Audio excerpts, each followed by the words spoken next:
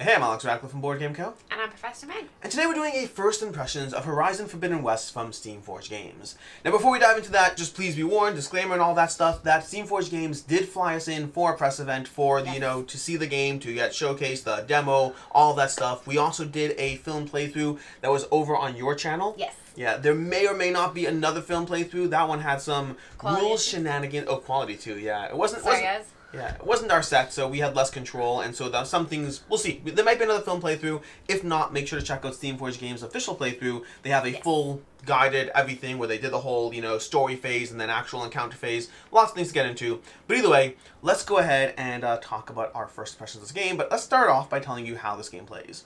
So, some brief overview over here. Horizon Forbidden West is obviously an adaptation of the video game series. This is continuation of Horizon Zero Dawn, which Steamforged Games already had a game, Horizon Zero Dawn. You can check out my full review of that if you want as well. But the short version is Horizon... I'm trying to figure out the best way to do this. Horizon Zero Dawn started off as a semi-cooperative experience with the co-op mode, in which you played as a bunch of hunters who are going on hunts to gather these creatures. What are you trying to explain? Well, I was like, whoa. This is about Forbidden West, and I'm always mindful of how much time do I want to spend on the video game and the background and the other game. Oh, you mean this is better? I Yes, understand. yeah, well, it's all over the place. But Horizon Zero Dawn already existed. They have this whole infrastructure, and Forbidden West builds off of that with some large changes to the system. Which is a lot like the video game. I mean, I haven't played either, I've played the first one a tiny bit, but I assume that's very similar, that it's the same but better. I haven't played Forbidden West at all. I played Zero Dawn maybe 20, 30 hours, a decent amount, enough to get a familiarization with it. But basically, as far as Forbidden West, the biggest change off the bat is going to be that this is full co-op. It's built from the ground up as a cooperative system, instead of the semi-cooperative game, which in the original game did get a decent amount of critique as far as how well it worked. And then additionally, there's also a large change to the way the game works as far as much more of a narrative story mode aspect going on. I will warn you that's something that we can't talk about extensively in this first impressions, because we didn't engage with that. Yeah. We were given an isolated scenario. We've already played through this twice. We will probably be playing through it again a third time, but it's a specific single scenario of the game. We don't have the full experience. We have a demo experience. But I do believe for some of the lore and flavor, check out the Steamforged playthrough. They did do some of it in the Steamforged playthrough. So, again, it is very if demo. you want to hear some of that. Yeah. It is very demo, and it's still very isolated to the single scenario they're playing, but at least they did throw more of a pre-encounter system. If you're familiar with Monster Hunter World, it is a bit of a similar system to that, but again, still an isolated aspect of the game system. There's a lot more going on, lots of large changes to this, but we'll go ahead and talk about what this game is. So now that you spent a few minutes understanding the differences to a game that you may or may not have even known existed or played or any of that, let's talk about what this is. This video's for everybody. It's for everyone. It's a little bit for everyone.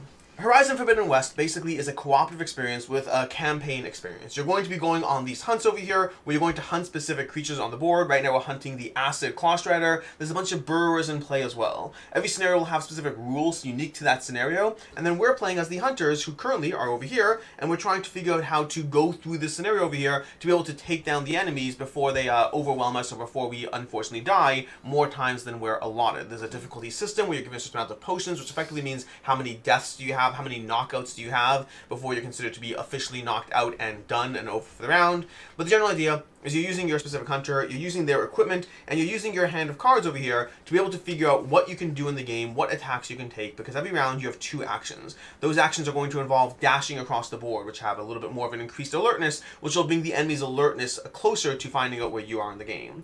You're also going to be able to sneak across the board, so sneaking is a little bit subtle, but a little less movement. You're going to be able to set traps, which is a key part of the game. And going back to, again, Horizon Zero Dawn, trap setting in this is a lot more important, because trap setting doesn't trigger the enemy's awareness, and effectively every encounter is divided more strongly into 2 phases. So in other words, in the game, you're going to be dealing with a phase where the enemies are not yet aware of your existence. You're prowling around, they're doing their things. They might even get hit by you, but there's still not enough to trigger their full awareness by them. All the different actions will have more of a consequence. So for example, moving around them when you're not sneaking might trigger a little bit more of their awareness. Sneaking might trigger nothing, and then full-on shooting them might trigger a lot more. But there's still a threshold, a bar you're working with before they ultimately become aware of you. But that means that trap setting has a big part to play over here, because they don't trigger the enemy's awareness nearly as much as an arrow in the side of the machine, as you might imagine. Well, and another tactical thing which you can probably put together from looking at the map, but they're the different tracks that they walk around. So you can also very strategically place a different traps that can hopefully hit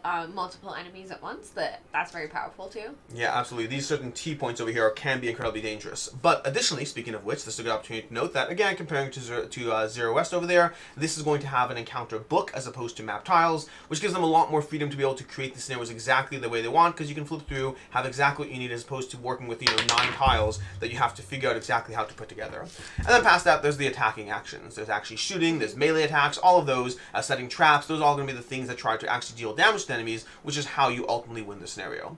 You're going to be using all of those actions, rolling a bunch of these dice over here, depending on the weapon you have. Whenever you do an attack, you're going to look at your weapon stats, and then you're also possibly going to have a modifier from one of the cards in your hands that can modify the attack in some way, and then you're going to go ahead, roll this, compare it against the enemy's armor, subtract, that's actually not a bad roll, yeah, it's 4 hits over here, compare it against the enemy's armor. Yeah, so for example, if you were fighting against the borrower, they only have 1 health, but 2 shields. So basically you need to hit them for 3, or if a trap would kill them. So with 4 damage, you would easily go through their shield and kill them. Yeah, that's another thing. Traps do go through their shields, which makes them even more powerful in that sense. You're also going to be dealing with various components of the enemies. Again, similar but different from Horizon Zero Dawn. You have components over here. So for example, right now we have the acid bomb launcher, we have the armored plating, and when we get rid of the armored plating, we have the synthetic leg muscle. And as we take down these different elements of the beast, we're going to in some way weaken it. Maybe they have less armor, maybe some of their attack cards. Leg muscle. It's a machine, so it's got the little tendons and stuff. It makes it look a little more like us.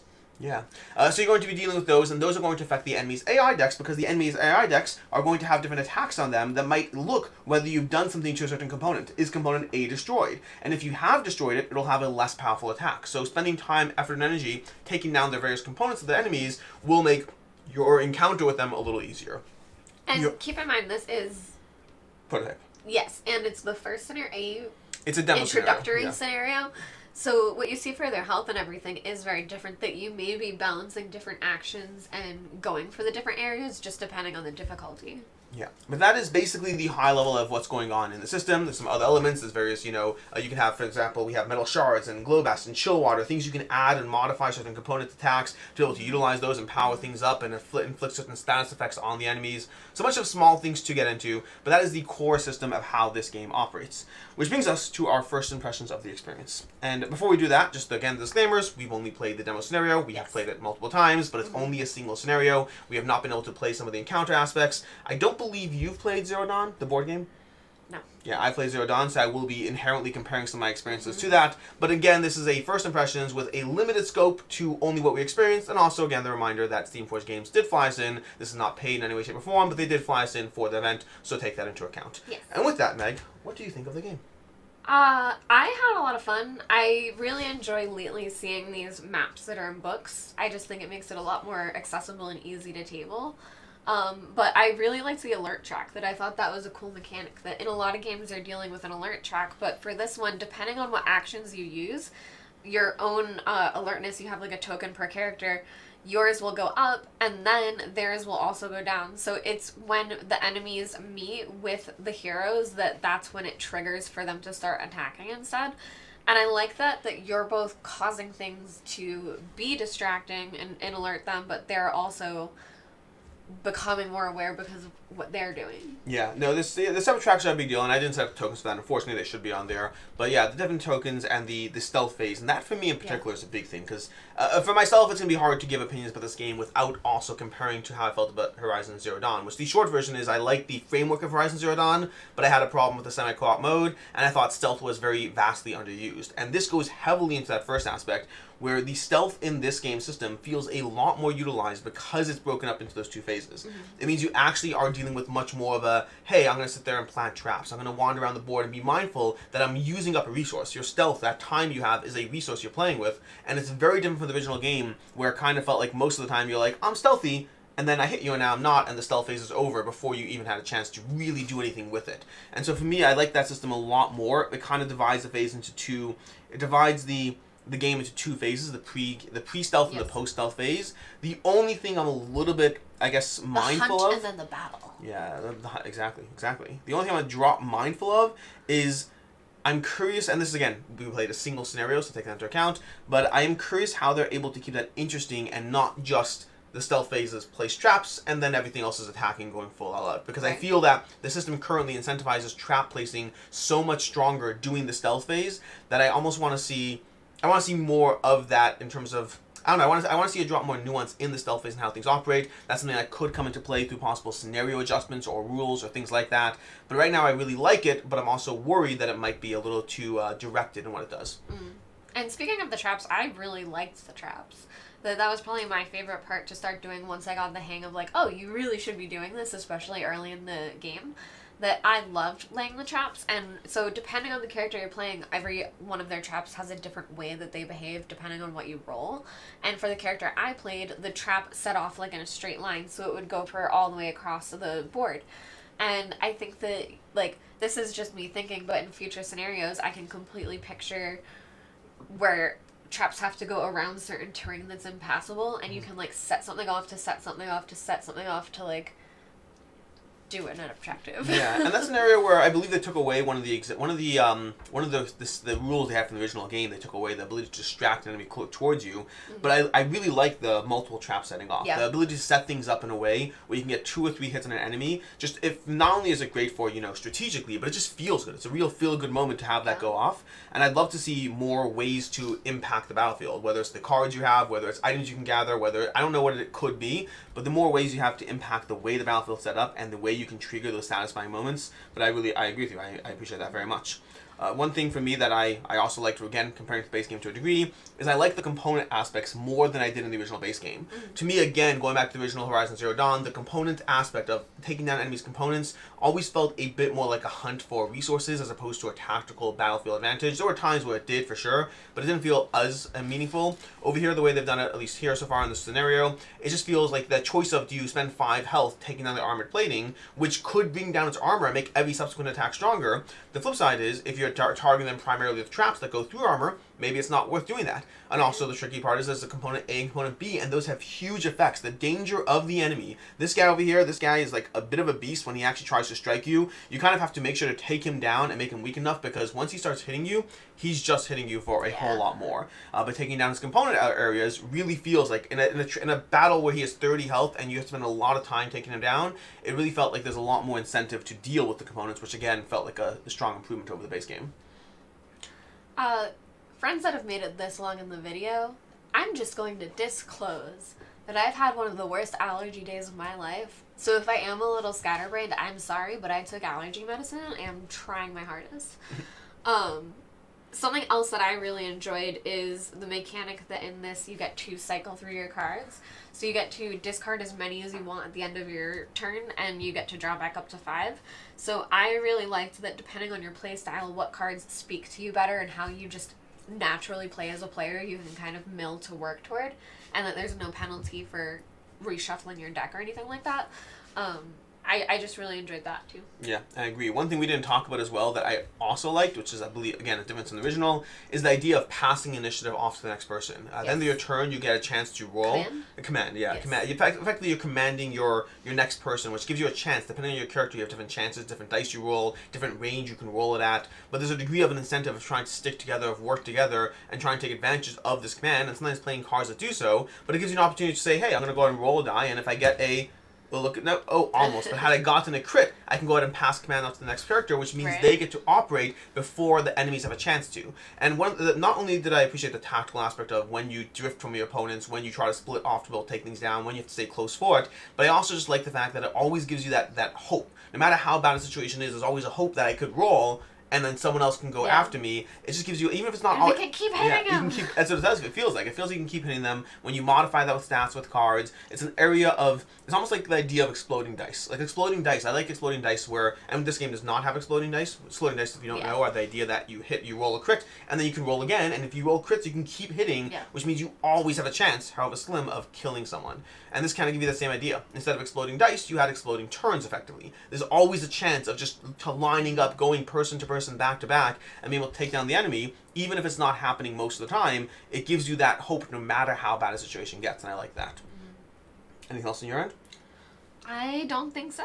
For me, the last thing, again, comparison to the original, is I think that the cooperative mode of this feels significantly better. If you watch my review of the original, I did not feel that the semi-co-op worked for this game, and the cooperative mode in the original, Zero Dawn, just didn't feel like it was balanced around that game mode. This one feels significantly more like it is balanced around the cooperative mode, and it felt like a challenge. Again, the times we went through this, one time we won, one time we lost, but both times it felt like there was a degree of down-to-the-wire element. We almost won in the one we lost, and we run the risk of losing in the one we won, which is generally how I like my cooperative experiences. And so obviously this is a demo scenario, but I definitely felt that the game system, the main way the game operates and works, felt significantly better and also more true to.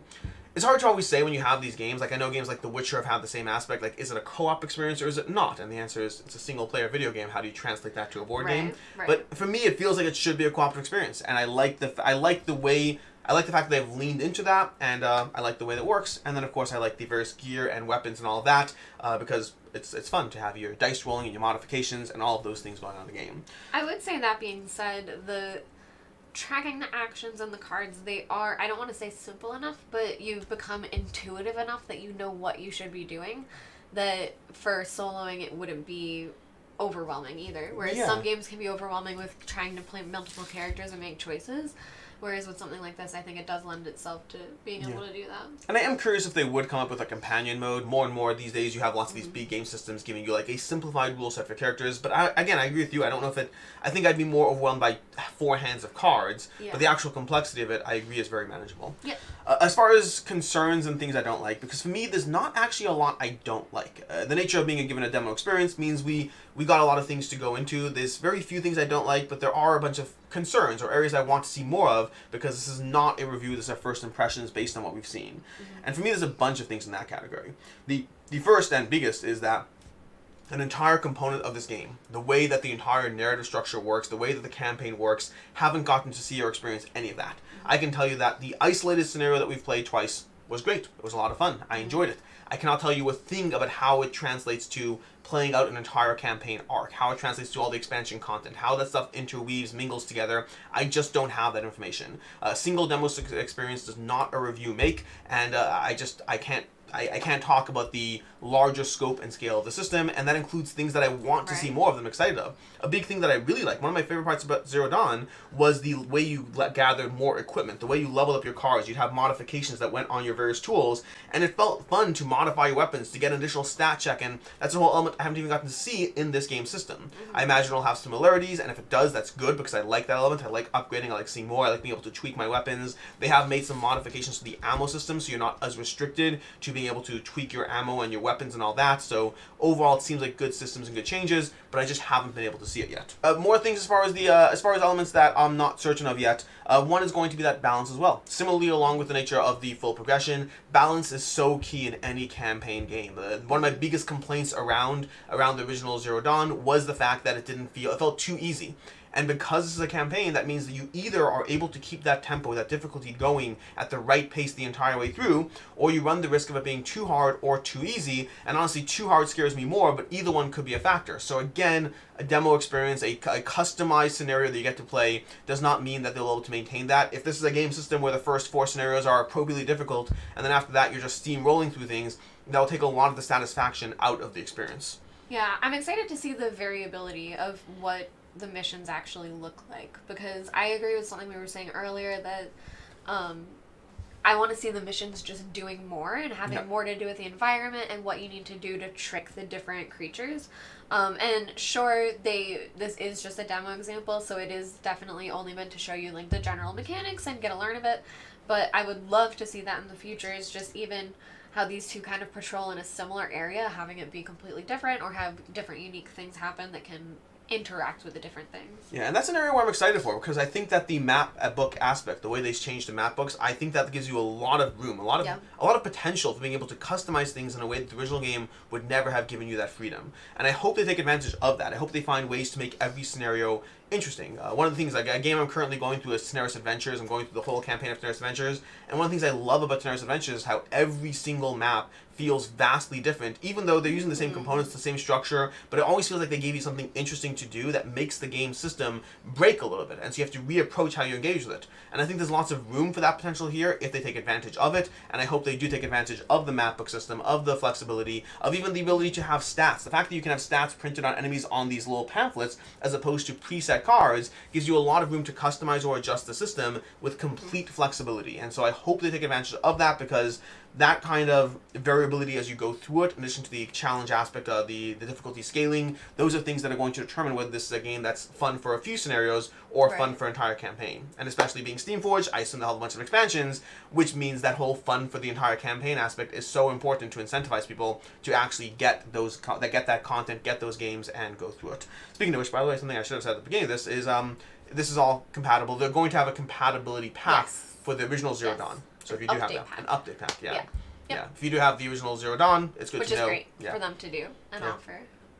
I think that's the main things I have. Anything else? I think that's everything that I have as well. Yeah. Which brings us to final thoughts. Where are you on this one overall?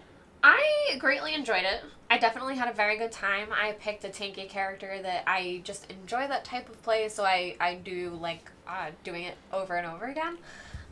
So I would say overall, I really enjoyed it, and I did like the decision making of especially discarding cards and trying to mill through to what you feel is best for the situation.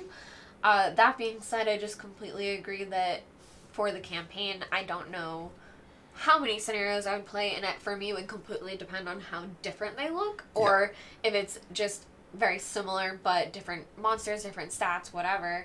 I want to see different objectives. Yeah, as opposed to just purely killing something else going on. Yeah. And I think for me, final thoughts on this, and again, impossible to do this without comparing to original Zero Dawn over here.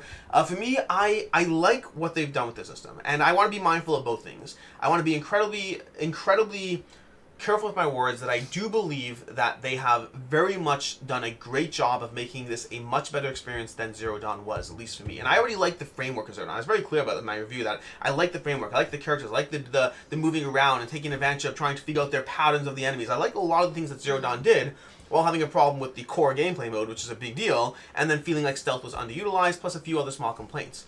And those things, I knew going into this that they were addressing the co-op aspect. I knew that this was going to be a full co-op experience. They're very public about that in all their blogs and all that. And I thought that was great. I thought that was good. Hopefully they lean into it. Hopefully it's difficult, balanced well, and that's all good.